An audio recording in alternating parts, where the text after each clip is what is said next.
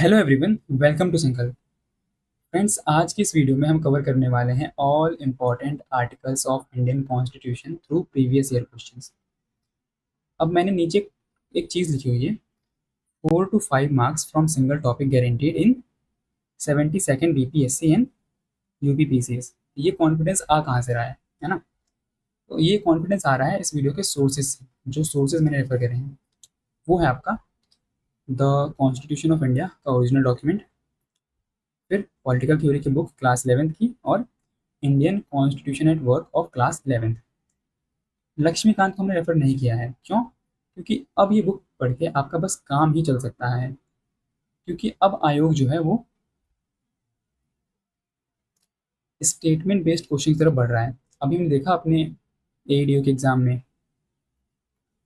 फिर उसके बाद एएसओ का एग्जाम हुआ था, उसमें को देखने को मिला कि किस तरीके से अब केवल वन लाइनर क्वेश्चंस नहीं आ रहे हैं, बल्कि आयोग अब स्टेटमेंट बेस्ड क्वेश्चंस को पूछ रहा है। वो आर्टिकल्स की लैंग्वेज में घुस रहा है कि आखिर जो आपके आर्टिकल्स हैं उनमें जो टर्म्स लिखी हुई हैं उनके मायने क्या हैं। अब जैसे अगर मैं आपको एग्जांपल दूं, तो आपका बहुत ही फेमस आर्टिकल, आर्टिकल 14, क्या है ये? Right to equality. इतना क्लियर, ये है वन लाइनर क्वेश्चन कि राइट टू इक्वालिटी किस आर्टिकल में है, या फिर आर्टिकल 14 किस राइट से रिलेटेड है। ये बनेंगे आपके वन लाइनर क्वेश्चन। लेकिन किन किन लोगों को ये पता है कि इस आर्टिकल के अंदर दो टर्म्स हैं, equal protection of law and equality before law. बहुत सारे लोगों को तो ये भी नहीं पता होगा कि ये जो दो टर्म्स हैं इसी आर्टिकल में मेंशन की हुई हैं। अब इनके मायने क्या हैं, इनका अर्थ क्या है, क्या ये दोनों टर्म्स सेम हैं, क्या इन दोनों के मीनिंग सेम है, या फिर कुछ अलग अलग है? ये सब जानने के लिए हमें क्या करना होगा? सबसे पहले तो हमें ये जानना होगा कि ये टर्म्स आपके आर्टिकल 14 में ही दी हुई हैं। उसके बाद अगर आपको इनके अर्थ को समझना है, तो आपको एक जनरल अंडरस्टैंडिंग डेवलप करनी पड़ेगी पॉलिटिकल थ्योरी की, जो कि कहाँ से होगी? क्लास 11th की एनसीईआरटी से। ठीक।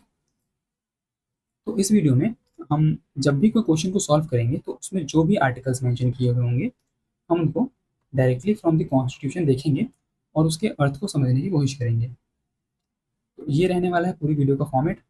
सोर्सेज मैंने आपको बता दिए, तो बिना किसी देरी के चलिए शुरू करते हैं। आपका फर्स्ट क्वेश्चन है, match the following. Formation of new states, article 3। Citizenship, हम पहले ही इसी चैनल पे एक वीडियो में कवर कर चुके हैं सारे parts of Indian constitution. Part 2, fundamental rights, part 3, और एडमिनिस्ट्रेटिव ट्राइब्यूनल्स, आर्टिकल 323A। तो इसका आंसर आप खुद ही खोज लीजिएगा इसमें से कौन सा है। लेकिन मैं आपको एक चीज़ बताता हूँ। अब अभी आपने यहाँ पे क्या देखा, आर्टिकल 323A। ये ए कैसा है? कैपिटल है। आपने आर्टिकल 19 सुना होगा, उसमें आपके पास 6 तरह की फंडामेंटल राइट्स हैं। उसमें कैसे हैं? सब स्मॉल लेटर्स में लिखा हुआ है, जैसे ABCDEFG तक, है ना? तो यहाँ पे कैपिटल है, यहाँ पे स्मॉल है, ऐसा क्यों? अब एक चीज़ आपको ध्यान रखनी है कि हमारा जो कॉन्स्टिट्यूशन है उसमें कोई भी चीज़ बेवजह नहीं होती है। जहाँ पर भी कैपिटल लेटर्स का यूज़ किया गया है, उसका मतलब ये है कि वो प्रोविजंस आपके ओरिजिनल कॉन्स्टिट्यूशन का पार्ट नहीं है, उनको अमेंडमेंट के थ्रू ऐड किया गया है। और जहाँ पर भी कैपिटल लेटर्स हैं, उसका मतलब ये है कि वो आपके ओरिजिनल कॉन्स्टिट्यूशन का पार्ट हैं। अब मैंने ये कहा कि अगर कैपिटल लेटर होगा तो वो आर्टिकल आपका ओरिजिनल कॉन्स्टिट्यूशन का पार्ट नहीं होगा। इसका मतलब 323 भी कहीं से आया होगा। ये कहाँ से आया है? ये आया है आपका 42nd constitutional amendment act of 1976 से। अकेले नहीं आया, इसके साथ इसका भाई 323B भी आया था। जो आपका 323A है वो जुड़ा हुआ है एडमिनिस्ट्रेटिव ट्राइब्यूनल से, और 323B है वो जुड़ा हुआ है बाकी ऑल अदर ट्राइब्यूनल्स से। ठीक। अगर मैं एग्जांपल दूं आपको, तो वो आपका है NGT। ये इकलौता नहीं है, ऐसे बहुत से एग्जाम्पल हैं। इसको 2010 में स्टैब्लिश किया गया था, नेशनल ग्रीन ट्रिब्यूनल। जो भी इन्वायरमेंट से जुड़े हुए मामले होते हैं उनसे ही डील करता है। अब आपका आर्टिकल 3 क्या कहता है? Formation of new states and alteration of area boundaries और नेम्स ऑफ एग्जिस्टिंग आर्टिकल।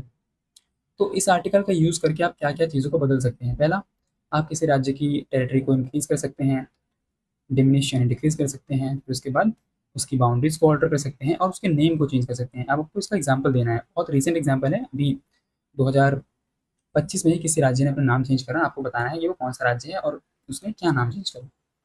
फिर उसके बाद है आपका आर्टिकल 2। अब आपको इसकी लैंग्वेज पे ध्यान देना है। आर्टिकल 2 और 3 के यहाँ पर था फॉर्मेशन और यहाँ पर है एडमिशन। दोनों में फ़र्क क्या है? अगर मैं बहुत क्लियर सिंपल भाषा में समझाऊँ तो आर्टिकल 3 जो है वो आपकी ओनली एग्जिस्टिंग एरिया से डील करता है, मतलब वो राज्य जो पहले से इंडियन यूनियन का पार्ट है। और आर्टिकल 2 बात करता है एडमिशन। एडमिशन किसका होता है स्कूल में? जो स्कूल का पार्ट ना हो, तो एडमिशन ऑफ न्यू एरियाज या फिर न्यू टेरिटरीज। ठीक, इसका एग्जाम्पल क्या है? 1975 में थ्रू दी 36th कॉन्स्टिट्यूशनल अमेंडमेंट एक्ट हम लोगों ने सिक्किम को इंडियन यूनियन का पार्ट बनाया। तब हम लोगों ने आर्टिकल 2 का यूज़ किया था, आर्टिकल 3 का नहीं, क्योंकि आर्टिकल 3 पार्लियामेंट को ये राइट देता है कि वो एग्जिस्टिंग स्टेट्स के अंदर कोई भी चेंज कर सकते हैं। क्योंकि इंडिया क्या है? India is a indestructible union of destructible states, मतलब स्टेट्स को हम रिफॉर्म, ऑल्टर, चेंज कर सकते हैं। ठीक। और आर्टिकल 2 बात करता है एडमिशन ऑफ न्यू टेरिटरीज की। एग्जाम्पल सिक्किम। अब कल को अगर बांग्लादेश इंडियन यूनियन का पार्ट बनना चाहे तो उसके लिए हमें कौन सा आर्टिकल यूज़ करना होगा, ये आप बताएंगे हमको कमेंट बॉक्स में। उसके बाद पार्ट 14A, ध्यान रखना है चीज़ को, ट्राइब्यूनल्स, जिसमें आपके दो आर्टिकल हैं, एक तो आपका 323A है और एक 323B है। मैंने बताया आपको 323B किससे डील करता है। एक बार हम 323A को देख लेते हैं। पार्लियामेंट में बाय लॉ, मैं जिन जिन चीज़ों को सर्कल करूँगा उनको बहुत ध्यान से देखना है आपको। पार्लियामेंट में by law provide for adjudication or trial by administrative tribunals of the disputes and complaints with respect to the recruitment and conditions of service of person appointed to public services and the post in connection with the affairs of union and states or of any local or other authority within the territory of India। अब इसका मतलब क्या हुआ? बहुत simple, कि जो administrative tribunals होंगी, ये जो एडमिनिस्ट्रेटिव ट्राइब्यूनल्स होंगी आपकी, इनको सेटअप कौन करेगा? पार्लियामेंट। क्या करने के लिए? डिस्प्यूट्स और कंप्लेंट्स को रिजॉल्व करने के लिए। किसके लिए? किसके लिए? तो employees of union, state and any other local और अदर अथॉरिटी, मतलब खाली पार्लियामेंट ही ट्राइब्यूनल्स को स्टेब्लिश कर सकता है। तो मैं फिर से आपसे एक सवाल पूछूंगा कि क्या स्टेट गवर्नमेंट ट्राइब्यूनल्स को स्टेब्लिश कर सकती है? इसका आंसर आपको बताना हो कमेंट बॉक्स में। चलिए मैं बता देता हूँ इसका आंसर। इसका आंसर है नहीं। एडमिनिस्ट्रेटिव ट्राइब्यूनल्स, फिर चाहे वो स्टेट गवर्नमेंट के लिए हों या फिर वो सेंट्रल गवर्नमेंट के लिए हों, उसको स्टेब्लिश करने की पावर केवल और केवल पार्लियामेंट के पास ही है। Clear? Next question. Special provision regarding financial bills is given under article 117। Article 123 किससे डील करता है? Ordinance making power of president. ठीक है। अब इसका आपको एग्जांपल देना है फिर से कमेंट बॉक्स में। ये भी बहुत रीसेंट एग्जांपल है, 2026 में ही हुआ है ये चीज़। मैं किस चीज़ की बात कर रहा हूँ वो बताना है आपको, कि 2026 में कौन सा ऑर्डिनेंस आया और उससे क्या किया गया, ये आपको बताना है कमेंट बॉक्स में। आर्टिकल 117 डील करता है special provision so as to the financial bills. अभी फाइनेंशियल बिल्स, इनको विदाउट रिकमेंडेशन ऑफ प्रेसिडेंट हम पार्लियामेंट में प्रेजेंट कर सकते हैं। इसके ऊपर जॉइंट सिटिंग हो सकती है, और जॉइंट सिटिंग हो सकती है इसका मतलब राज्यसभा इसमें चेंजेस कर सकता है, इसको लोकसभा को वापस भेज सकता है कि इसको आप रिकन्सिडर कीजिए, है ना। लेकिन मनी बिल के केस में ऐसा नहीं होता है, उनको विद इन 14 डेज उनको अपना ओपिनियन देना पड़ता है, और राज्यसभा चाहे तो माने चाहे ना माने वो बिल पास हो ही जाता है। Article 2, article 121, restriction on the discussion in parliament. किस चीज़ का discussion? No discussion shall take place in parliament with respect to the conduct of any जज of supreme court and of high court. Okay, कि जो आपके parliamentarians हैं, जो law makers हैं, वो लोग किसी भी जज के कंडक्ट को पार्लियामेंट के फ्लोर पर डिस्कस नहीं कर सकते हैं। कौन कौन से जज? जज ऑफ सुप्रीम कोर्ट एंड जज ऑफ हाई कोर्ट। यहाँ पर लोअर जुडिशरी का मेंशन नहीं किया हुआ है। ठीक है, clear. Article 119 regulation by law of procedure in parliament, ये इतना इंपॉर्टेंट नहीं है, इसको आप स्किप कर सकते हैं। फिर उसके बाद आर्टिकल 123, ये बहुत इंपॉर्टेंट है, chapter 3 of part 5, power of president to promulgate ordinance during recess of parliament. Parliament का रिसेस मतलब जब पार्लियामेंट सेशन में ना हो। अब कमेंट बॉक्स में आपको ये बताना है कि पार्लियामेंट के कितने सेशन होते हैं एक साल में। ठीक, ये आर्टिकल क्या कहता है? If at any time except when the both house of parliament are in session, the president, if satisfied that the circumstances exist which render it necessary for him to take immediate action, he may promulgate such ordinance. Okay, and an ordinance promulgated under this article shall have same force and effect as an act of parliament। मतलब इसकी value similar होगी act of parliament के, दोनों same ही चीज़ें हैं। फिर उसके बाद shall be laid before both the houses of parliament and shall cease to operate at the expiration of 6 months from the reassembly of parliament। अब इसका मतलब क्या हुआ कि जो आपके प्रेसिडेंट हैं वो ऑर्डिनेंस को प्रोमलगेट करेंगे, ठीक है, और प्रोमलगेशन के बाद जब भी पार्लियामेंट सेशन में आएगी उसके विद इन 6 वीक्स क्या करना है कि एक रेजोल्यूशन पास करवाना है उस ऑर्डिनेंस से जुड़ा हुआ। और अगर ऐसा नहीं किया जाता है, उस ऑर्डिनेंस को एक रेजोल्यूशन के रूप में पार्लियामेंट पास नहीं करता है विद इन 6 वीक, तो 6 वीक्स खत्म होने के बाद वो ऑर्डिनेंस जो है वो अपने आप नल एंड वॉइड या फिर आउट ऑफ द इफेक्ट हो जाएगा। ठीक है, क्लियर। और फिर उसके बाद प्रेसिडेंट जब चाहे इसको विड्रॉ कर सकते हैं, may be withdrawn by president at any time. Next question है, which of the following articles of Indian constitution provide for all India services. Article 312 क्या है? Article 312, notwithstanding anything in part 6 और part 11 if the council of states, कौन? Council of states यानी कि राज्यसभा, has declared by resolution supported by not less than 2/3 of the members present and voting that it is necessary or expedient in the national interest so to do, parliament may by law provide for creation of one or more all india services। ठीक, तो जब council of state एक resolution pass करे national interest में with the 2/3 majority of the members present in voting, तो parliament all India services create कर सकती हैं। अब इंडिया में अभी कितनी ऑल इंडिया सर्विसेज हैं? Indian administrative services IAS, Indian police services IPS, और एक और होता है इंडियन फॉरेस्ट सर्विसेज IFOS। ठीक, आर्टिकल 311 डील करता है डिसमिशल, रिमूवल और reduction in rank of person employed in civil capacities under the union और स्टेट। ये आर्टिकल क्या कहता है? No person who is a member of civil services of the union और एन ऑल इंडिया सर्विसेज और a civil services of the state और holds a civil post under union और state shall be dismissed or removed by authority subordinate to that by which he was appointed।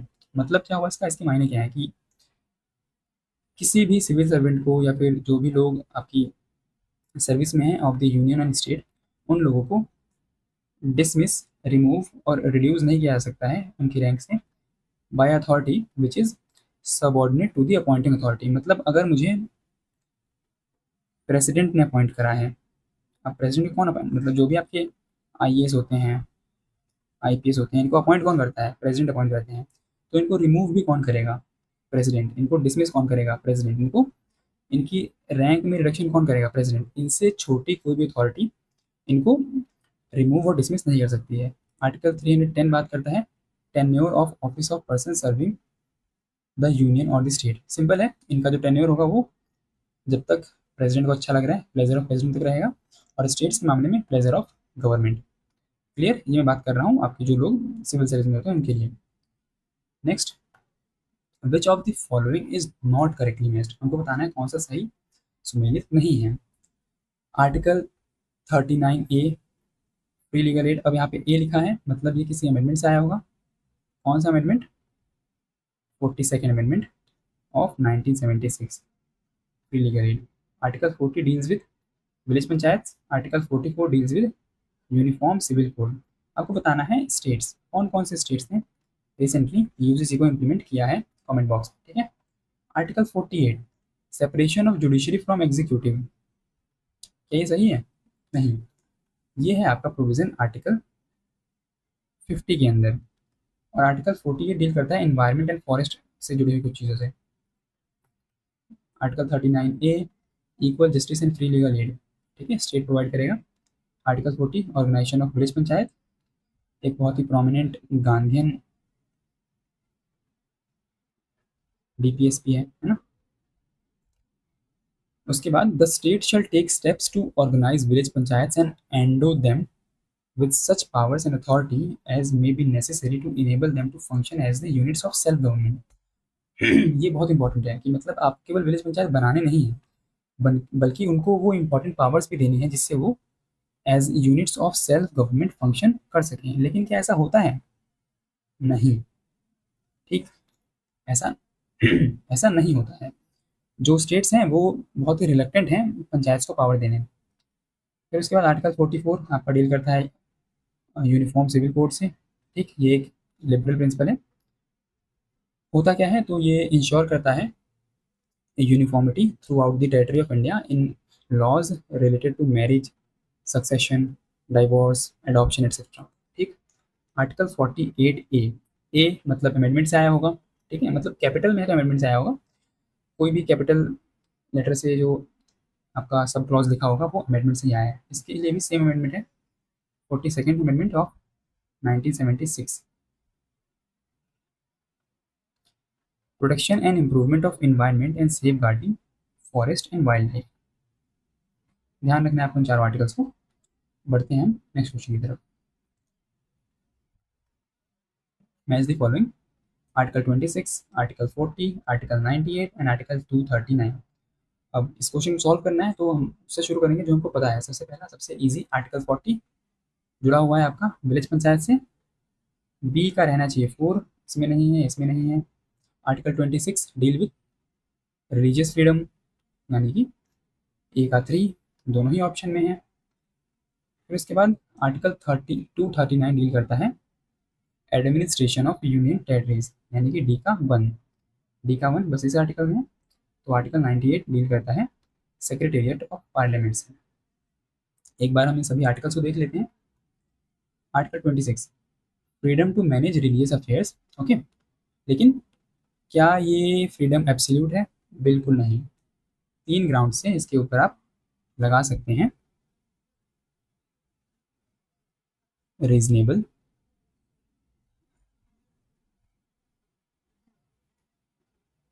Restrictions.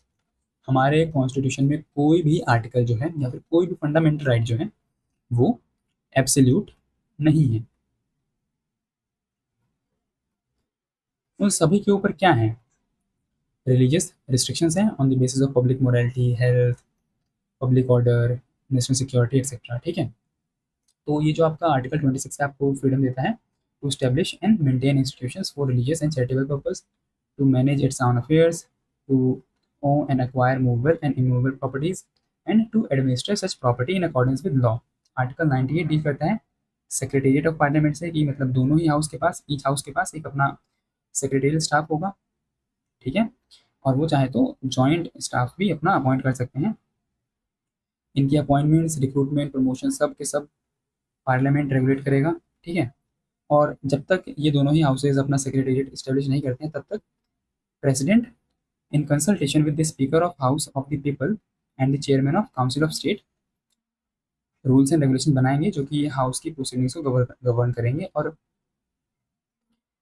जो आपके member होंगे secretary staff के, उनके appointment वगैरह को deal करेंगे। आर्टिकल 239 है आपका related to administration of union territories, article 40। Village panchayat हम पहले भी देख चुके हैं। Next question, article 14, article 36, article 74 and article 368। Article 14 deals with right to equality. A का 3, ए का 3 एक ही ऑप्शन में है, बहुत इजी क्वेश्चन था 2010 का।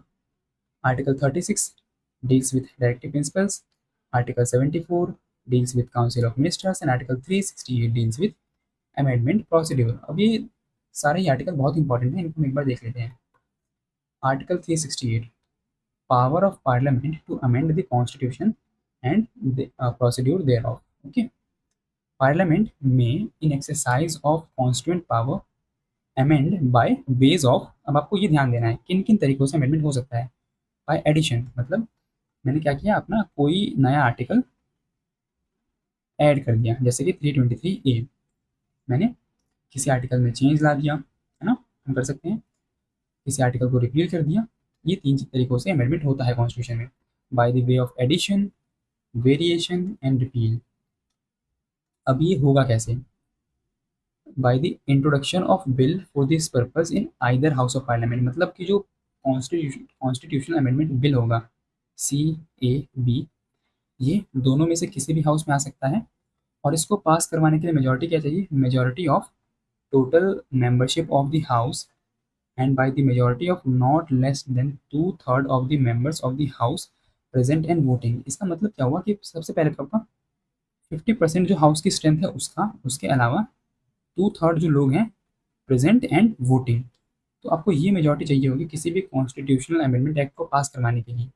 लेकिन अगर वो बिल डील कर रहा है आर्टिकल 54 से, आर्टिकल 55 से, आर्टिकल 73 से, 162 से, 241 से, 279A से, फिर इसके बाद chapter 4 part 5, chapter 5 part 6, chapter 1 part 9, या फिर any list of the 7th schedule, the representation of states in parliament, और इसके अलावा जो भी फेडरल प्रोविजंस है, अगर वो बिल जो है आपका कैब कॉन्स्टिट्यूशनल अमेंडमेंट बिल अगर आपका फेडरल प्रोविजन से डील कर रहा है, तो आपको 50% स्टेट्स में भी उस बिल को पास करवाना पड़ेगा। मतलब जब तक 50% स्टेट लेजिस्लेचर उस बिल को पास नहीं करेंगी, वो बिल इम्प्लीमेंट नहीं होगा। क्लियर इतना? ठीक है, अब आपको मुझे ये बताना है कमेंट बॉक्स में कि क्या पार्लियामेंट की अमेंडिंग पावर्स एब्सोल्यूट हैं या उसके ऊपर कोई रिस्ट्रिक्शन भी है। अगर वो है तो क्या है, वो आप बताएंगे कमेंट बॉक्स में। आर्टिकल 74 डील करता है council of ministers to aid and advise the president. ये कहता है कि काउंसिल ऑफ मिनिस्टर होगा जिसको हेड करेंगे आपके प्राइम मिनिस्टर, ठीक है, और जो आपके प्रेसिडेंट होंगे वो इनकी एडवाइस और इनकी बात मानकर अपना जो भी काम है वो उसको करेंगे, ठीक है।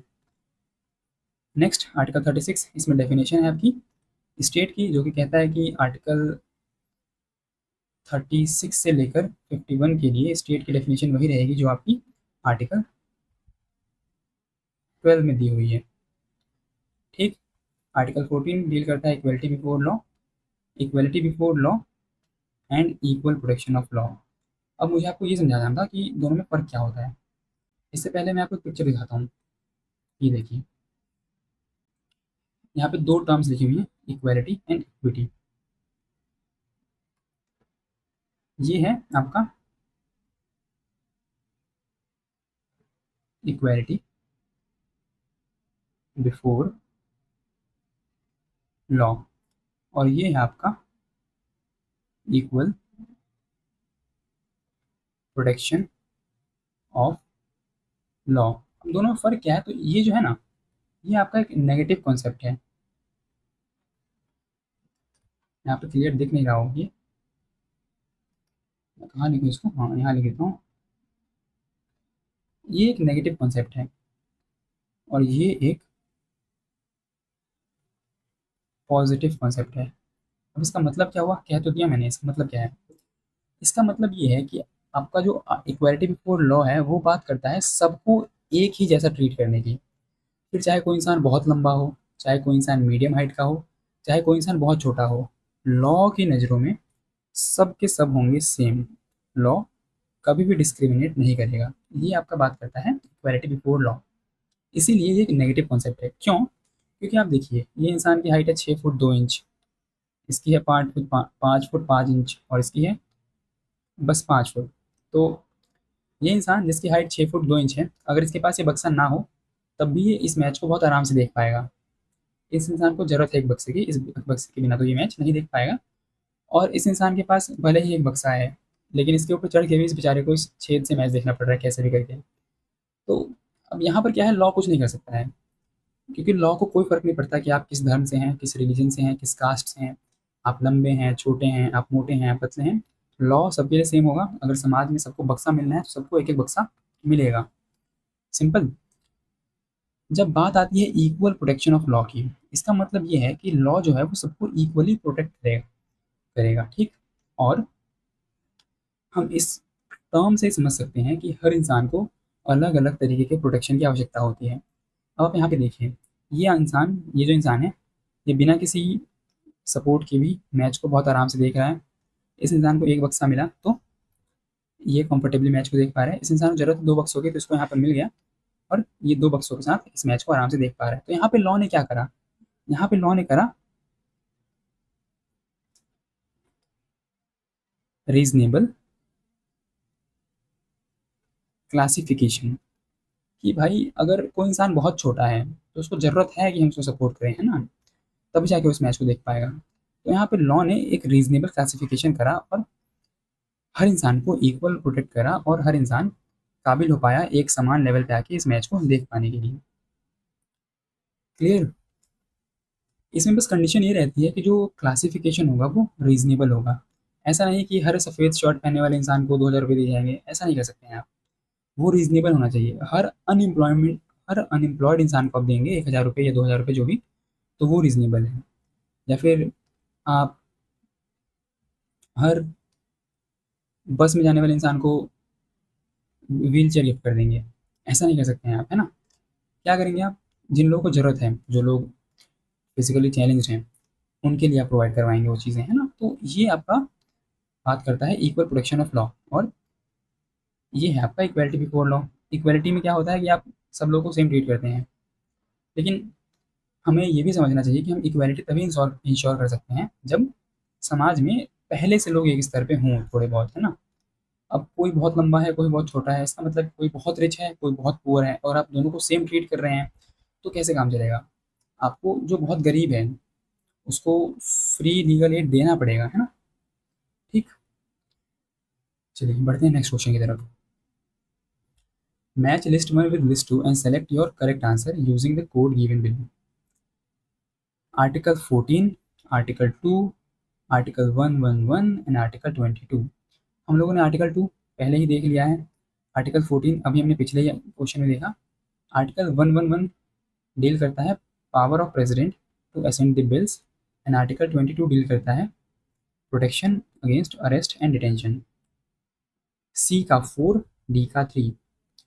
सी का 4, डी का 3, इसमें ऑप्शंस में लगाना भूल गया हूँ और, लेकिन इसका आंसर बी है। तो इसके बाद admit new state by law, article 2, right to equality, article 14। एक बार हम इन आर्टिकल्स को देख लेते हैं। आर्टिकल 111 डील करता है असेंट टू द बिल्स। कौन देगा असेंट? प्रेसिडेंट। अब जब भी कोई बिल, मान लीजिए कि उसको राज्यसभा में इंट्रोड्यूस किया गया, फिर उसको राज्यसभा ने पास कर दिया और उसको भेजा लोकसभा के पास, और लोकसभा ने भी उसको पास कर दिया, तो वो जाएगा प्रेसिडेंट के पास। और अगर वो मनी बिल नहीं है, क्योंकि अगर मनी बिल होगा तो वो पहले ही प्रेसिडेंशियल रिकमेंडेशन पे आता है, क्योंकि प्रेसिडेंट ने पहले ही रिकमेंड किया है, तो अब उसको विथहोल्ड करने का क्या मतलब बनता है ना। तो इसीलिए अगर वो एक मनी बिल नहीं है तो वो जाएगा वो प्रेसिडेंट के पास, और प्रेसिडेंट के पास 3 पावर्स होती हैं। क्या क्या? अब वो ऊपर देखते हैं हम। पहला, या तो वो उस बिल को एसेंट दे दें, बोले कि ठीक है अच्छा है चलो पास कर दो इस बिल को, या फिर वो उसको विथहोल्ड कर लें ऑल टुगेदर कि ये बिल पास नहीं होगा, बहुत ही बेकार किस्म का बिल है, इसको मैं इससे आगे नहीं जाने दूंगा। या फिर वो इसको रिकंसिडर करने के लिए भेज सकते हैं आपकी जिस हाउस से उनके पास आया था उस हाउस के पास वापस। लेकिन उन्होंने एक बार रिकंसिडर करने के लिए भेज दिया और हाउस ने उसमें चाहे कोई चेंज किए या नहीं किए और उस बिल को वापस से प्रेसिडेंट के पास भेज दिया, तो president is bound to accept the bill and he has to give assent, okay. Then president shall not withhold his assent, इस वर्ड्स पर को ध्यान रखना है। तो तीन ऑप्शन थे, या तो वो एसेंट दे दें, या तो वो विदहोल्ड कर लें, या फिर वो रिकन्सिडर करने के लिए भेज दें। लेकिन सेकेंड इंस्टेंस में उनको कोई पावर नहीं बचती है और उनको इस बिल को एसेंट देना ही पड़ता है। क्लियर? आपका आर्टिकल 22 डील करता है protection against arrest and detention in certain cases, मतलब कि अगर आप किसी पर्सन को डिटेन कर रहे हैं तो उसको आपको इन्फॉर्म करना पड़ेगा कि किस ग्राउंड पर डिटेन किया गया। फिर उसके बाद he shall not be denied the right to consult and to be defended by legal practitioner of his choice, मतलब वो खुद को डिफेंड करने के लिए अपनी मन मर्जी से एक लीगल प्रैक्टिशनर को अपॉइंट कर सकता है। और उसके बाद दूसरा, अगर पुलिस किसी इंसान को अरेस्ट करती है या डिटेन करती है तो उसको विद इन 24 आवर्स किसी कोर्ट ऑफ मजिस्ट्रेट के सामने पेश करना होगा, excluding the time for the journey, okay. लेकिन ये जो 24 आवर वाला प्रोविज़न है, ये दो लोगों को अवेलेबल नहीं है। पहला तो एनिमी एलियंस को, मतलब जो भी हमारी एनिमी कंट्रीज़ हैं उनके सिटीजन्स को ये राइट नहीं मिलता है। और उसके बाद सेकंड, अगर किसी पर्सन को प्रिवेंटिव डिटेंशन में रखा गया है। क्लियर?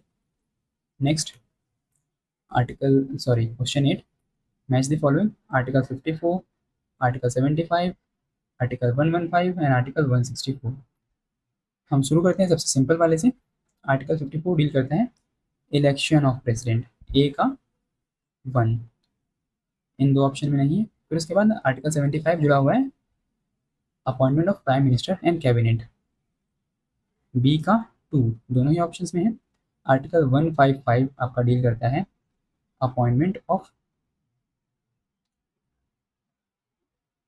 वेट, आर्टिकल 155 आपका डील करता है अपॉइंटमेंट ऑफ गवर्नर से, तो सी का 3, सी का 3 इस ऑप्शन में है, ये हो गया आपका आंसर। और आर्टिकल 164 डील करता है appointment of council of minister and chief minister and council of minister. Article 54 election of president, एक इलेक्टोरल कॉलेज होगा जो प्रेसिडेंट को इलेक्ट करेगा। उसके कौन कौन मेंबर होंगे? Elected members of both the houses of parliament, but only elected, in terms पे ध्यान देना है आपको। फिर उसके बाद elected members of state legislative assemblies including state including legislative assembly of Delhi and Puducherry. यहाँ पे स्टेट लेजिस्लेटिव काउंसिल्स का मेंशन नहीं है, ठीक है। Next article 75, other provisions as to minister, the prime minister shall be appointed by the president. और फिर उसके बाद और जो भी मिनिस्टर होंगे वो अपॉइंट किए जाएंगे प्रेसिडेंट के द्वारा on the advice of the prime minister, मतलब प्राइम मिनिस्टर को प्रेसिडेंट अपॉइंट करेंगे और बाकी सारे मिनिस्टर को प्रेसिडेंट ही अपॉइंट करेंगे on the advice of prime minister. ये जो इसकी स्ट्रेंथ होगी काउंसिल ऑफ मिनिस्टर की, वो shall not exceed 15% of the total number of member of house of the people, मतलब कि जो आपकी काउंसिल ऑफ मिनिस्टर की स्ट्रेंथ होगी वो इस नंबर को एक्सीड नहीं कर सकती है। ये सभी लोग ऑफिस होल्ड करेंगे जब तक राष्ट्रपति को मजा आएगा, मतलब प्लेजर ऑफ प्रेसिडेंट। और ये सभी लोग कलेक्टिवली रिस्पॉन्सिबल होंगे to the house of people. House of people ही क्यों? क्योंकि इनको चुना किन लोगों ने है? इनको चुना किसने है? हाउस ऑफ पीपल, है ना। हाउस ऑफ पीपल आम जनता द्वारा चुन के आता है, इसीलिए ये लोग रिस्पॉन्सिबल होते हैं हाउस ऑफ पीपल के लिए, क्योंकि जो हाउस ऑफ पीपल रिप्रेजेंट करती है वो रिप्रेजेंट करती है पूरी कंट्री को। आर्टिकल 155, अपॉइंटमेंट ऑफ गवर्नर, कौन अपॉइंट करेगा? प्रेसिडेंट। कब तक ऑफिस में रहेंगे? प्लेजर ऑफ प्रेसिडेंट, जब तक प्रेसिडेंट को मजा आएगा। Article 165, term of office of governor क्या रहेगा? देखा आपने, pleasure of president. Article 164, other provision as to the minister, the chief minister shall be appointed by the governor. और एकदम सेम मैनर में बाकी और जो मिनिस्टर होंगे उनको अपॉइंट करेगा governor on the advice of chief minister. और इनका भी जो स्ट्रेंथ होगा वो 15% वाला क्लॉज यहाँ भी लागू होता है, तो 15% जो हाउस की स्ट्रेंथ होगी उससे ज़्यादा नहीं होगा। Next article 61, article 67B, article 94 and article 19, ये डील करता है आपका। आर्टिकल 61 डील करता है इम्पीचमेंट ऑफ प्रेसिडेंट से। 61 का 2 है, ए का 2, आर्टिकल 67 डील करता है removal of vice president, B का 3 done. Next, so 61 procedure for impeachment of president. Ground क्या होगा इम्पीचमेंट का? Violation of constitution. और फिर उसके बाद no such charges shall be preferred unless moved after at least 14 days notice. मतलब किसी भी रेजोल्यूशन को with respect to the impeachment of president आपको 14 डेज का नोटिस देना होगा, और वो नोटिस साइन किया गया होना चाहिए not less than 1/4 of the total members of the house. मतलब अगर काउंसिल ऑफ स्टेट की जो आपकी हाउस ऑफ पीपल की स्ट्रेंथ है 543, उसका 1/4 लोग साइन करके एक नोटिस भेजेंगे 14 दिन पहले, ठीक। Passed by majority of not less than 2/3 of the total membership of house. ये हाईएस्ट लेवल ऑफ मेजोरिटी है demanded by the constitution. Okay, इसमें जो 2/3 है वो आपकी पूरी मेंबरशिप का, आपको टर्म्स में ध्यान देना है। यहाँ पे क्या लिखा है? मेंबरशिप। और इधर कहीं लिखा था, मैं दिखाता हूँ आपको, इधर लिखा था मेंबर्स। हाँ, तो यहाँ पे लिखा है मेंबरशिप और यहाँ पे लिखा है मेंबर्स, दोनों में कुछ फर्क होगा, है ना? तभी तो यहाँ पे लिखा है मेंबरशिप, मतलब जो हाउस की स्ट्रेंथ है, प्रॉपर हाउस की स्ट्रेंथ 543, इसका 2/3 वोट करेगा in the favour of resolution, तब जाके वो रेजोल्यूशन पास होगा। Other house shall investigate the charges. और फिर जो दूसरा हाउस होगा वो जो चार्जेस फर्स्ट हाउस द्वारा लगाए गए हैं उनको इन्वेस्टिगेट करेगा, और अगर प्रेसिडेंट गिल्टी पाए जाते हैं वायलेशन ऑफ कॉन्स्टिट्यूशन के, तो उनको इम्पीच किया जा सकता है। आज तक किसी भी प्रेसिडेंट को इम्पीच नहीं किया गया है, क्योंकि ये एक बहुत ही डिग्निफाइड पोस्ट है और ऐसी चीज़ें अक्सर नहीं होती हैं एक लोकतंत्र में। Article 90, vacation and resignation and removal from the office of deputy chairman of council of states. He shall vacate his office if he ceases to be a member of Council of States. Okay, then he may be removed from his office by resolution of council passed by a majority of all the then members of council। इसका मतलब होता है effective majority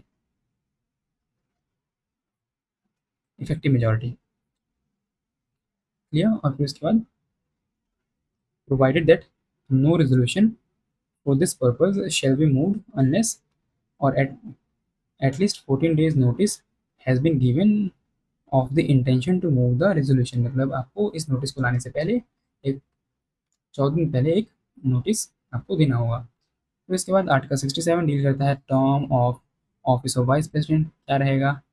5 years रहेगा, ठीक। इनको remove कैसे कर सकते हैं? तो रेजोल्यूशन आएगा काउंसिल ऑफ स्टेट में and passed by majority of all the then members of council and agreed by the house of people. मतलब बस नॉर्मल सिंपल मेजोरिटी, हाउस को एग्री करना होगा, हाउस ऑफ पीपल को। 14 दिन पहले नोटिस देना पड़ेगा, ये प्रोविज़न यहाँ भी है। एंड एक और प्रोविज़न है कि जो आपके वाइस प्रेसिडेंट हैं वो तब तक ऑफिस में रहेंगे जब तक उनका नया सक्सेसर अपॉइंट नहीं हो जाता है, ठीक। आर्टिकल 94 डील करता है vacation and resignation and removal of the speaker and deputy speaker. Same provision है यही वाला। All the then members of the house, ये मेजोरिटी चाहिए होगी, और 14 दिन पहले नोटिस तो आपको देना ही पड़ेगा इन सभी केसेस में, ठीक है। नेक्स्ट क्वेश्चन में है आपके पास article 323A, 324, 330 and 320। Article 323A deal करता है, हम लोगों ने बहुत पहले देखा था इसको, ये डील करता है एडमिनिस्ट्रेटिव ट्राइब्यूनल से। ए का 2, C is the answer. Article 324 deal करता है इलेक्शन से। आर्टिकल 330 डील करता है reservation for the seats of SC and ST in Lok Sabha. And article 320 deal करता है function of public service commission. तो हमारे पास आर्टिकल 15 है, सॉरी पार्ट 15 का आर्टिकल 324, ये पावर देता है इलेक्शन कमीशन को for the superintendence direction and control of election. Okay, all the elections of, ये कौन कौन से इलेक्शन करवाएंगे? All the elections of parliament, legislature of the states, election of the office of president and vice president, ठीक। तो इसमें 4 election mention किए होंगे, election of the parliament, state legislature, president and vice president. Composition क्या होगा? तो इसको decide करेगा आपका जो प्रेसिडेंट साहब हैं वो, अभी कैसे होता है 1+2 का कॉम्पोजिशन चल रहा है, 1 चीफ इलेक्शन कमिश्नर होते हैं, आपको बताना है अभी कौन है, और 2 अदर मेंबर होते हैं। 320 डील करता है functions of public service commission. Function क्या है आप जानते हैं, ये जो यूपीएससी करता है, एग्जाम कंडक्ट करवाना, कंडक्ट एग्जामिनेशन, अपॉइंटमेंट करना, ठीक है, रिकमेंड करना मेंबर्स को, सॉरी रिकमेंड करना कैंडिडेट्स को। फिर उसके बाद article 330, reservation of seats for the scheduled caste and scheduled tribes in the house of people. कितना रिजर्वेशन होगा,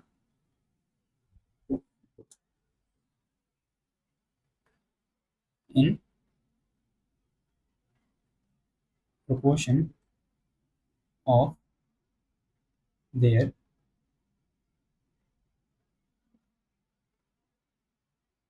population. Clear. Next article 266, article 360, article 280, article 148। हम शुरू करते हैं बहुत सबसे सबसे इजी वाले से, जो कि आर्टिकल 280 डील करता है फाइनेंस कमीशन से। बी, थ्री का बी, ओके, और बी का थ्री, बी का थ्री एक ही ऑप्शन में हमको मिल गया आंसर। आर्टिकल 148 आपका डील करता है comptroller and auditor general of India, ठीक। इनको अपॉइंट कौन करेगा, प्रेसिडेंट अपॉइंट करेंगे, और इनको रिमूव कैसे किया जाएगा, on the like grounds as the जज ऑफ द सुप्रीम कोर्ट, और in the similar manner and on the like grounds as the जज ऑफ द सुप्रीम कोर्ट। मतलब जिस तरीके से सुप्रीम कोर्ट के जज को रिमूव किया जाता है, ठीक वही प्रोसीड्यूर होगा आपका कॉम्पिट्रोलर एंड ऑडिटर जनरल को रिमूव करने का। ये इनको ओथ कौन दिलवाएगा, प्रेसिडेंट। इनकी सैलरी एंड कंडीशंस कौन डिसाइड करेगा, पार्लियामेंट। और फिर उसके बाद ये जो है फर्दर रीअपॉइंटमेंट के लिए एलिजिबल नहीं होंगे in the services of union and the government of the state, किसी में भी। क्लियर। जो भी एडमिनिस्ट्रेटिव एक्सपेंसेस होंगे आपके कैग के, वो चार्ज होंगे on the consolidated fund of India. इसका प्रोविजन किस में है आपको बताना है, CFI किस आर्टिकल के अंदर आता है। फिर उसके बाद आर्टिकल 266, आर्टिकल 266 ये रहा CFI and public accounts of India. अब इसमें दोनों के लिए प्रोविजन है, स्टेट के लिए भी और इंडिया के लिए भी, मतलब स्पेशल अलग से आर्टिकल नहीं है। For the consolidated fund of state and union, दोनों के प्रोविजन जो है वो एक ही आर्टिकल में दिए हुए हैं, और वो भी दोनों ही बॉडीज, जैसे कि एक तो CFI और एक पब्लिक अकाउंट्स। CFI में कौन सा पैसा आता है, यहाँ पे लिखा हुआ है, all revenues received by the government of India, all loans raised by the government and by the issue of treasury bills, loans, and the ways and means advances, and all money received by the government in the repayment of loans shall form the consolidated fund of India. Public account में कौन सा पैसा आता है, money receive by the government on the behalf of government of the India, okay. जैसे कि जो आपके पेंशन फंड्स होते हैं, फिर उसके बाद आपकी जो RDs होती हैं पोस्ट ऑफिस के अंदर, वो सारी जो होती हैं वो आपकी आती हैं पब्लिक अकाउंट ऑफ इंडिया में, क्योंकि ये सारा पैसा कलेक्ट करती है government on the behalf of government of India. Article 360 deal करता है provisions related to financial emergency. Article 280 deal करता है फाइनेंस कमीशन से, इसको अपॉइंट करते हैं प्रेसिडेंट एवरी 5th ईयर, ठीक है। इनकी क्वालिफिकेशन कौन डिटरमाइन करता है, पार्लियामेंट। और इनका फंक्शन क्या है, तो ये रिकमेंड करते हैं the distribution between the union and the states of the net proceeds of taxes and between the states. मतलब दो लेवल पे होता है, एक वर्टिकल डिवोल्यूशन और एक होता है हॉरिजॉन्टल डिवोल्यूशन।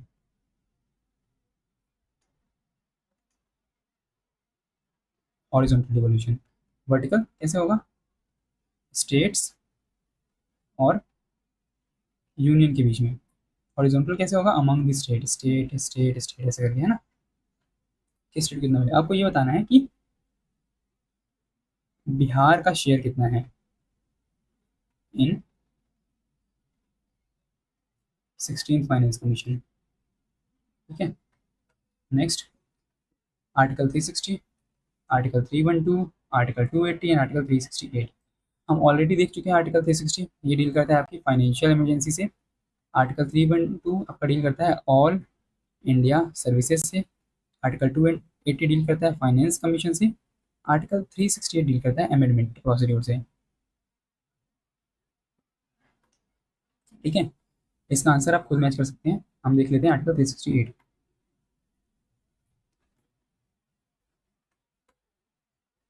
शायद हम ये आर्टिकल भी ऑलरेडी देख चुके हैं, इसलिए मैंने इसको लगाया नहीं है। Next, article 315, article 280, article 148 and article 323A हम ऑलरेडी देख चुके हैं। आर्टिकल 323 डील करता है एडमिनिस्ट्रेटिव ट्राइब्यूनल से। आर्टिकल 315 डील करता है public service commission of the union end of the states. ठीक है, दोनों ही लेवल पे होगा, यूनियन लेवल पे भी, स्टेट लेवल पे भी। टू और मोर स्टेट चाहे तो मिलकर एक जॉइंट पब्लिक सर्विस कमीशन भी इस्टेब्लिश कर सकते हैं, लेकिन उसको इस्टेब्लिश कौन करेगा? पार्लियामेंट करेगा। ये लोग इसको रिक्वेस्ट करेंगे पार्लियामेंट से, तब जाके बनेगा joint state public service commission. मतलब अगर दो से ज़्यादा स्टेट चाहें कि हमारा एक जॉइंट पब्लिक सर्विस कमीशन हो, तो वो मिलके सेंटर को रिक्वेस्ट करेंगे और सेंटर एक लॉ पास करके बना देगा एक joint state public service commission. Clear? और फिर उसके बाद अगर गवर्नर रिक्वेस्ट करें यूनियन पब्लिक सर्विस कमीशन से कि जो उनका स्टेट पब्लिक सर्विस कमीशन का कार्य है वो सारा यूपीएससी देखे, तो with the approval of the president चाहे तो यूपीएससी किसी स्टेट पब्लिक सर्विस कमीशन के काम को भी देख सकता है अगर वो ठीक से काम नहीं कर पा रहे। मान लीजिए कि बीपीएससी अपना फंक्शन ठीक से नहीं कर रहा है, जो उसके काम है वो एग्ज़ाम को फेयर तरीके से कंडक्ट नहीं करवा पा रहा है या फिर पेपर लीक हो रहे हैं बार बार, तो अगर गवर्नर रिक्वेस्ट करें तो यूपीएससी प्रेसिडेंट के अप्रूवल से चाहे तो बीपीएससी के एग्जाम्स को कंडक्ट करवा सकता है। क्लियर? आर्टिकल 280 डील करता है आपका फाइनेंस कमीशन से, 148 हमने देखा था सीएजी कैग था, ठीक। 323A था आपका administrative tribunals. Next, which of the following pair is not correctly matched? बहुत ईजी है क्वेश्चन, लेकिन शायद क्वेश्चन ही गलत है। एक बार देखते हैं। इंटरस्टेट काउंसिल से आपके आर्टिकल 263 के अंदर, फाइनेंस कमीशन 280 हमने देखा, एडमिनिस्ट्रेटिव ट्राइब्यूनल्स 323A, यूपीएससी हमने पिछले क्वेश्चन देखा आर्टिकल 315 में है, तो ये क्वेश्चन ही गलत है। यूपीपीसीएसपी 2020 का क्वेश्चन है जो कि गलत है। 263 में प्रोविजन है आपका with respect to the inter state council. इसकी ड्यूटी क्या होंगी? Inquire into and advise upon the disputes which may have arisen between states. B, investigate and discuss subjects in which some और ऑल ऑफ द स्टेट्स और union and one और more of the state have common interest. और उसके अलावा making recommendations upon any such subject and in particular recommendation for the better coordination of the policy action with respect to the subjects। कुल मिला के ये promote करता है cooperative federalism को। इसको रिकमेंड करा था आपकी सरकारिया कमीशन ने।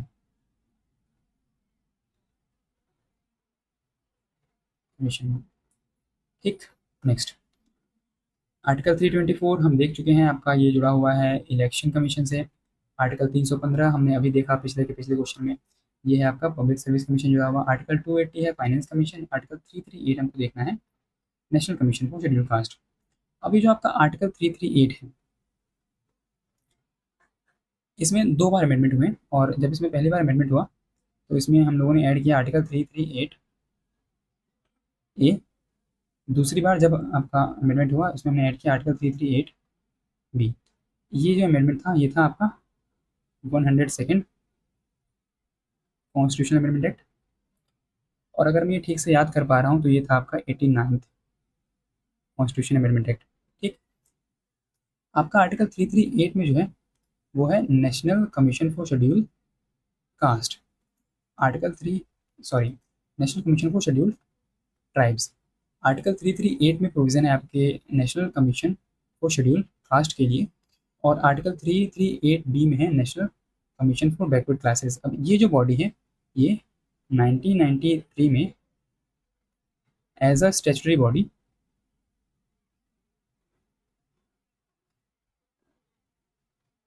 इस्टेब्लिश की गई थी, और इसको आई थिंक 2019 में through the 102nd constitutional amendment act इसको एक कॉन्स्टिट्यूशनल बॉडी का दर्जा दे दिया गया अंडर आर्टिकल 338B। ठीक। क्लियर? ये आपका आर्टिकल 324 हम लोग देख चुके हैं पहले भी। Article 338 national commission for schedule cast. ठीक है, डन। नेक्स्ट क्वेश्चन है हमको इसमें खोजना है करेक्ट पेयर। तो इलेक्शन कमीशन क्या आर्टिकल 165 में है? बिल्कुल नहीं, ये है आर्टिकल 324 के अंदर। National commission for schedule caste किस में है? आर्टिकल 8 के अंदर है ना। Finance commission article 280, national commission for backward classes 338 B. ये भी आपका यूपीपीसीएस 2024 का क्वेश्चन है, जो कि गलत है। Article 340 deals with the appointment of a commission to investigate the conditions of backward classes. इनको अपॉइंट कौन करता है? प्रेसिडेंट। और ये एक रिपोर्ट देते हैं प्रेसिडेंट को, और ये रिपोर्ट ले जाके जो प्रेसिडेंट है वो रखते हैं पार्लियामेंट के अंदर। ये इन्वेस्टिगेट करता है the conditions of socially and educationally backward classes with in the territory of India.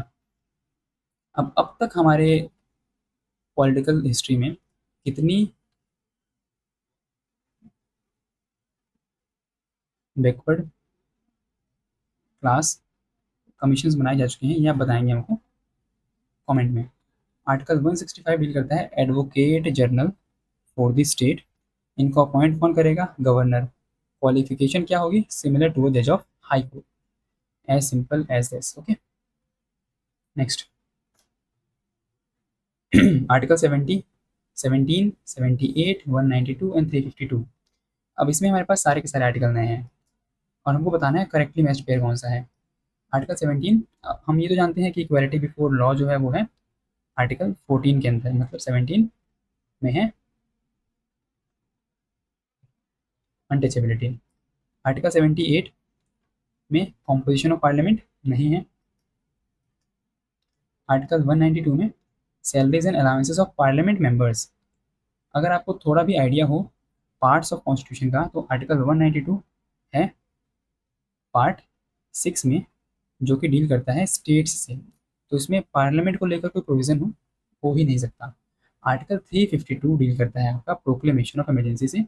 ये बिल्कुल सही है। Clear? Article 352 deals with the proclamation of emergency. कौन डिक्लेयर करेगा? प्रेसिडेंट।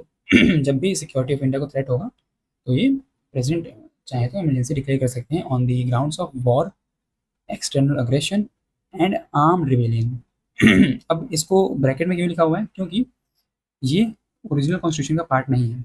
इसको हम लोगों ने ऐड किया है by the 44th constitution amendment act.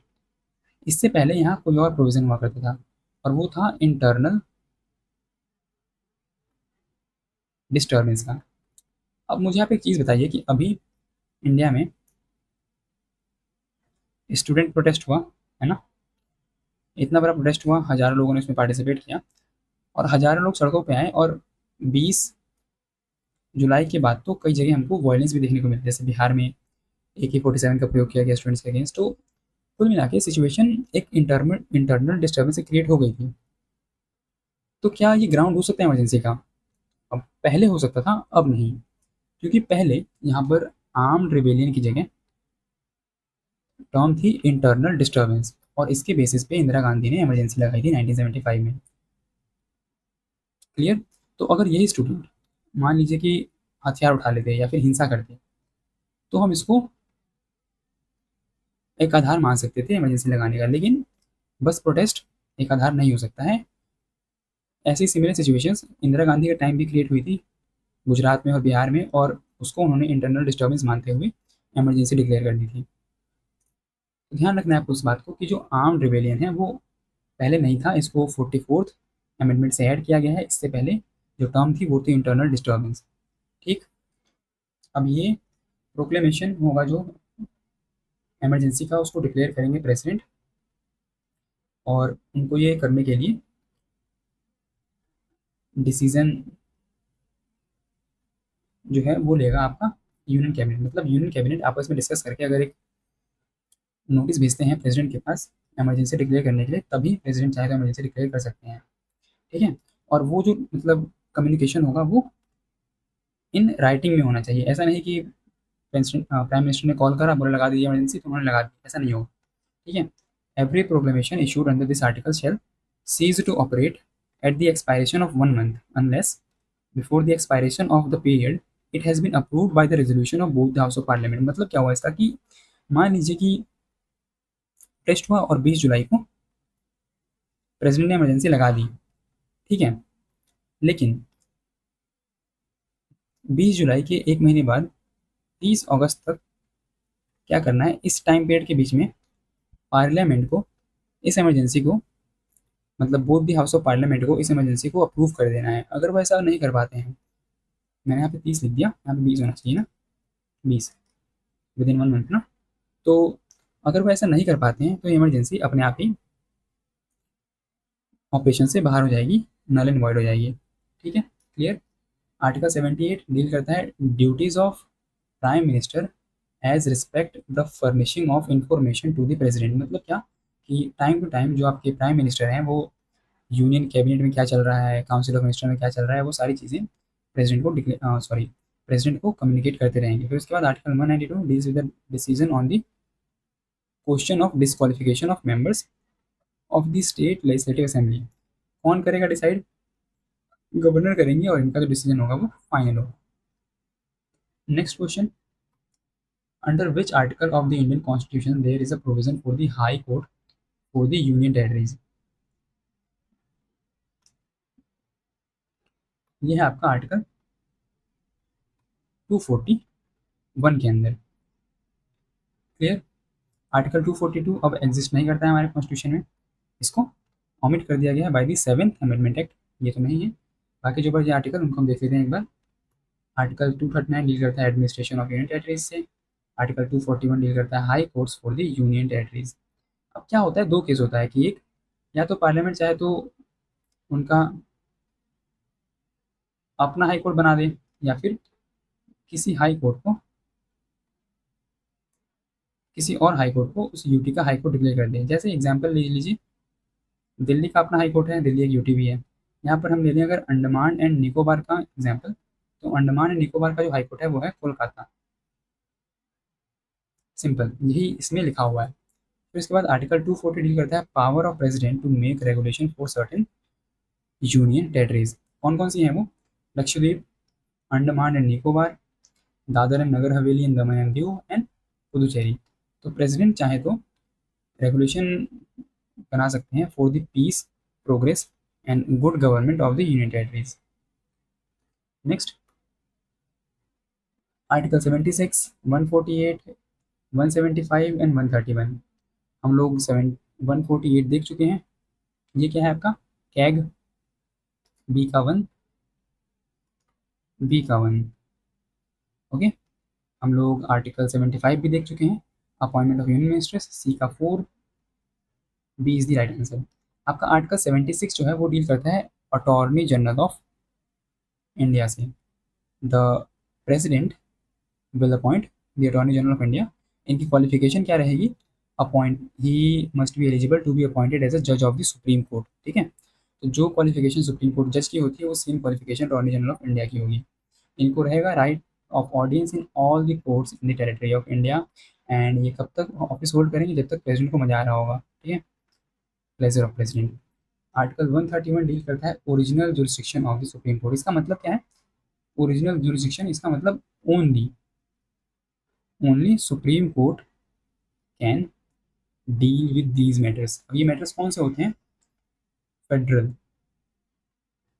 Disputes. Okay, federal disputes जैसे between the government of India and one और more state, between government of India and any state और the states, and between two states. ये सारे federal nature के dispute होते हैं क्योंकि ये हो रहे हैं among the units of federation, among the units of federation. इसीलिए इन डिस्प्यूट्स के ऊपर एडजुडिकेट करने का पावर केवल और केवल आपके सुप्रीम कोर्ट के पास है अंडर आर्टिकल 131। नेक्स्ट, हमारे पास आर्टिकल 42, 45, 14, 41। हम लोग 14 देख चुके हैं। यह है इक्वलिटी बिफोर लॉ।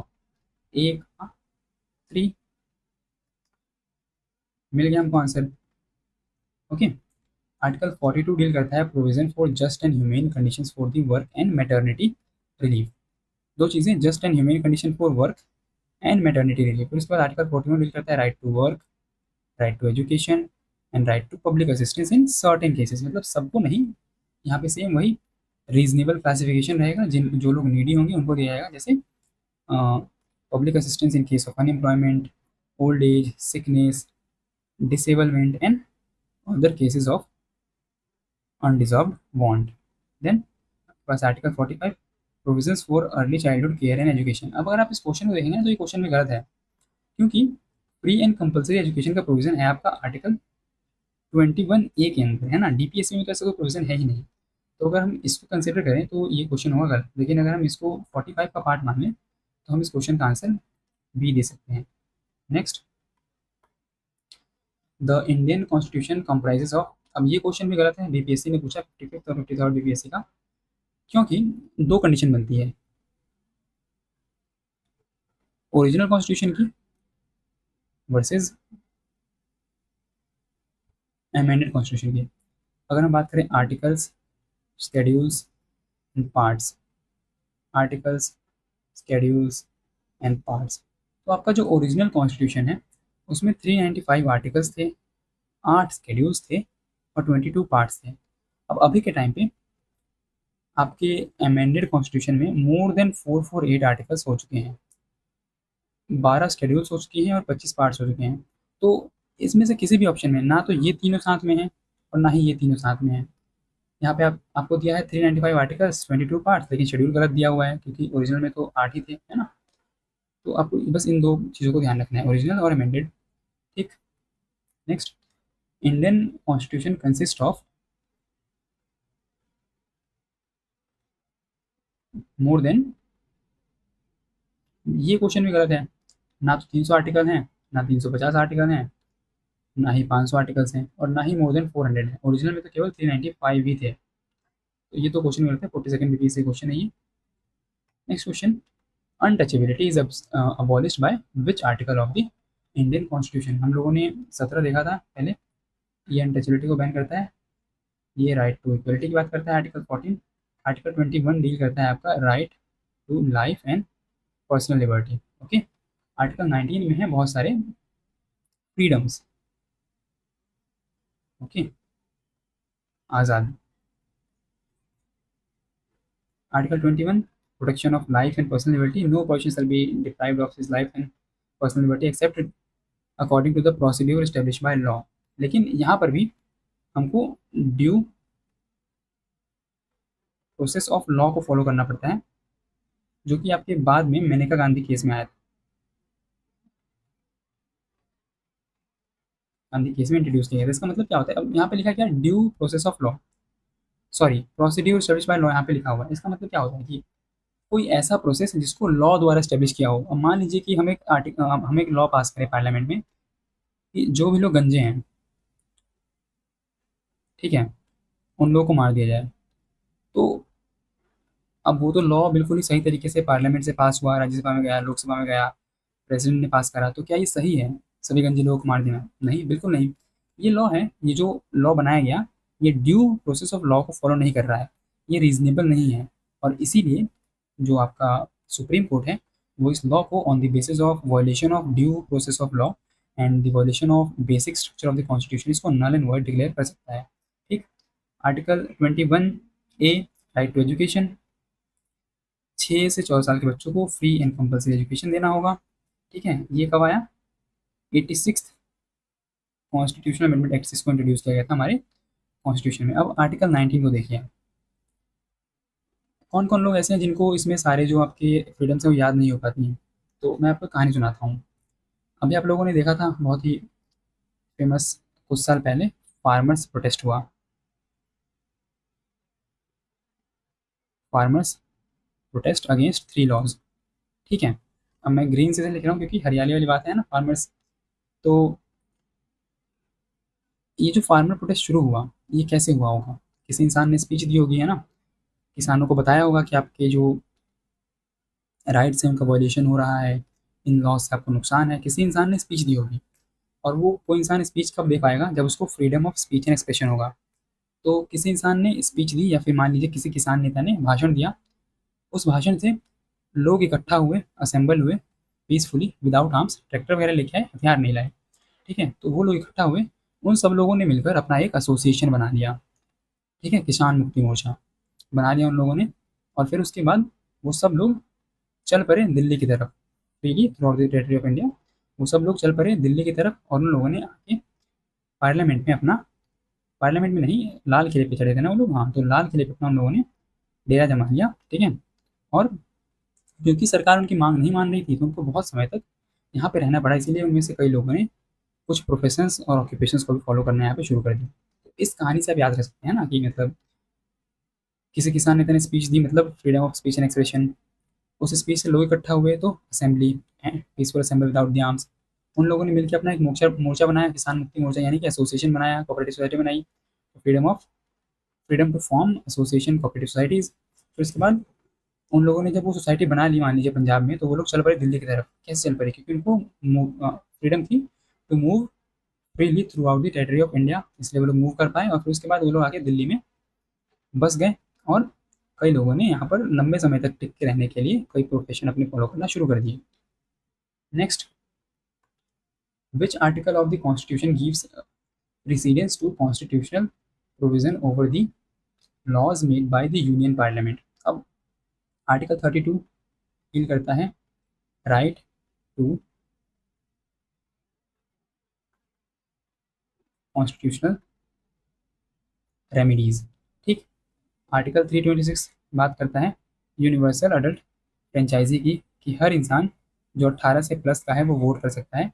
ये एज पहले 21 हुआ करती थी, इसको 18 किया गया by the 61st constitutional amendment act से। आर्टिकल 245 किससे डील करता है, अभी हम देखते हैं किस साइड में। तो आर्टिकल 13, अब ये जो लिखा है यहाँ पे इसका मतलब क्या है?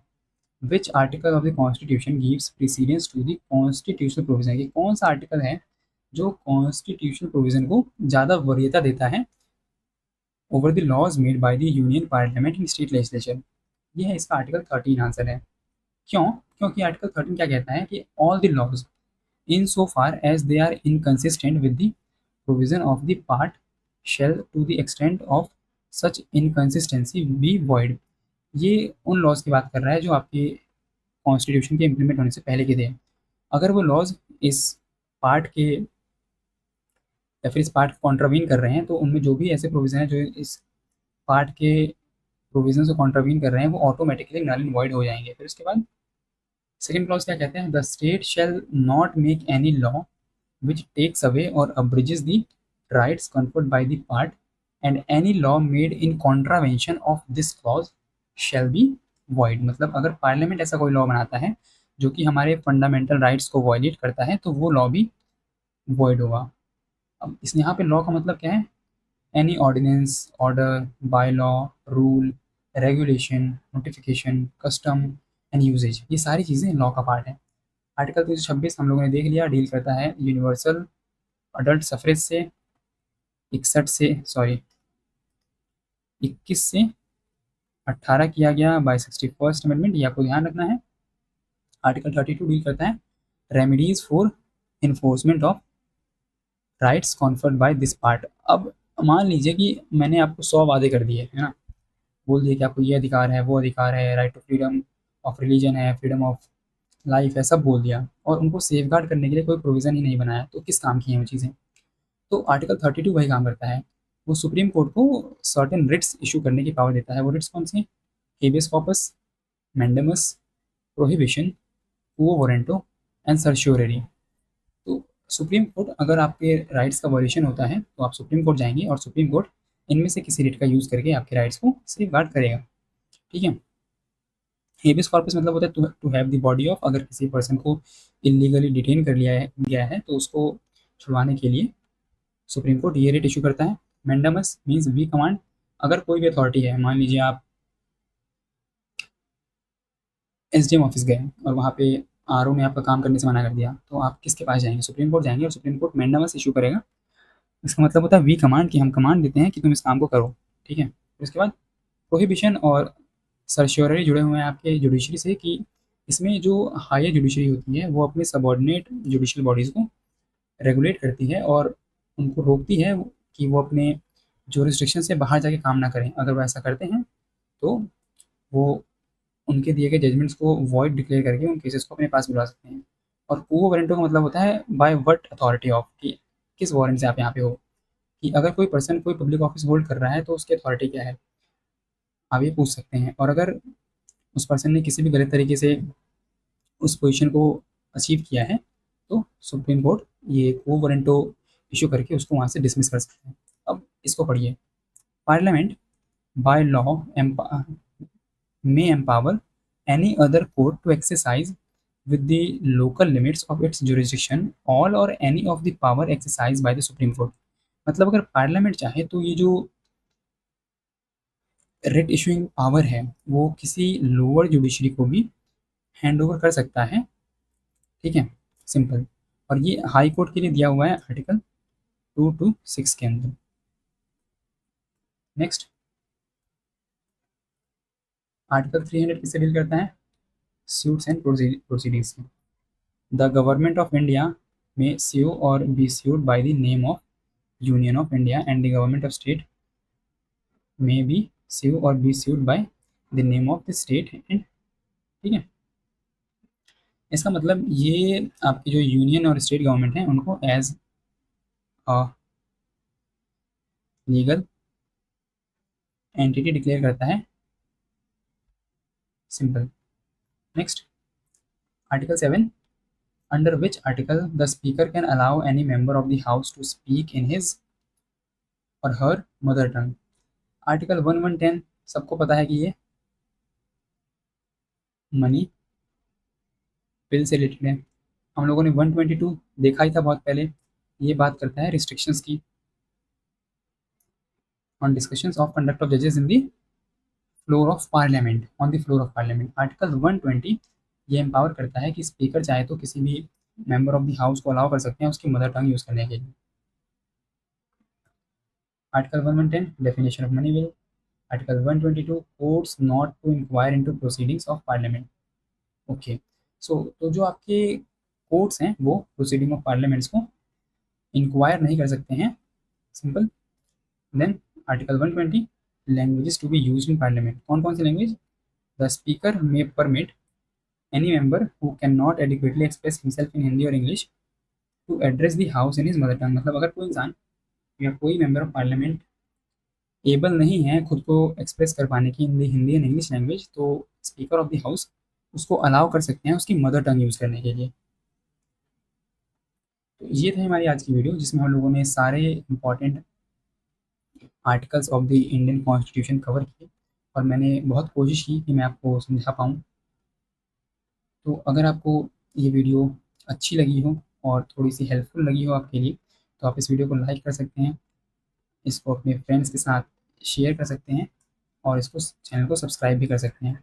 मैं ये बहुत दावे के साथ कह सकता हूँ कि अगर आप इस वीडियो में जितने भी आर्टिकल्स मेंशन किए हुए हैं अगर आप उनको वर्ड बाय वर्ड पढ़ते हैं या फिर जो मैंने बताया है बस उन बातों को भी बहुत ध्यान से सुनते हैं तो आपके 4 से 5 क्वेश्चन 72nd BPSC में कहीं नहीं गए। मतलब आएंगे ही आएंगे, है ना, इसका कोई और रास्ता नहीं है, आपको ये करना ही पड़ेगा। और अगर आप इसको ठीक से करते हैं तो गारंटी मिलती है आपको 4 से 5 क्वेश्चन की। तो ये था आज की इस वीडियो में। आज के लिए इतना ही, मिलते हैं अगली वीडियो में, तब तक के लिए जय हिंद।